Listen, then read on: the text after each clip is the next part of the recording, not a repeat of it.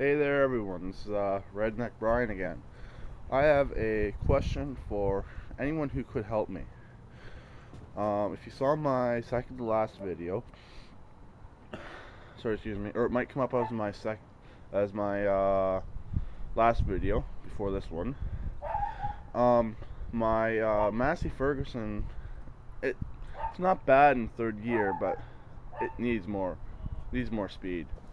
Let's go take a look. Here she is. As you can see, I got a relatively small pulley coming off the engine, but I got room for a much bigger pulley. This is my request. Does anyone know where to get a large diametered 1-inch pulley? I've looked, but I don't necessarily trust eBay unless I know the person. The back pulley isn't bad. It's almost 1-to-1, but the back one's just a tiny bit smaller currently. So the back one could probably go a little bit smaller, and it'll give me a chance to service the rear end. And I would like to go with a relatively large front pulley. Thinking 8-inch. I think I could probably get an 8-inch on there, 8 to 10-inch on there, and that should make this little 9-horse here really make this thing roll. And here's my exhaust. Got a can on it because I don't got a flapper on there yet. Figuring out how to make that. It's all black pipe, and then for extra security, I tack welded it. And then, as you can see, I put all the heat shields back on the engine. So again, if anyone has any ideas about where to get them, I've looked through Canadian Tire, but they don't have anything that big. I can get the smaller pulleys there for the rear end, but not the 1-inch. Currently, how it's running is the motor is offset. I don't know if you can see it or not. The motor is to the left a couple inches. When I first put it in, everything lined up straight, but my hood wouldn't close. So I had to offset the engine because I didn't really want to modify my hood. It's like even on my hood, I'll show you. The original cutout, that's where the original air cleaner was. Heck, perfect spot for my controls. It worked out perfect. And as you can see, is this still ain't hooked up to nothing.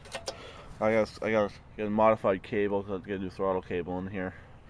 And I do have smaller front tires, but those big ones, they're not too bad. Excuse me. So, if anyone has any ideas about where to get the large diameter 1-inch, please send me a message, and it'd be greatly appreciated. I'm going to send out a shout out to Help.AVI, hoping to get a subscription from him.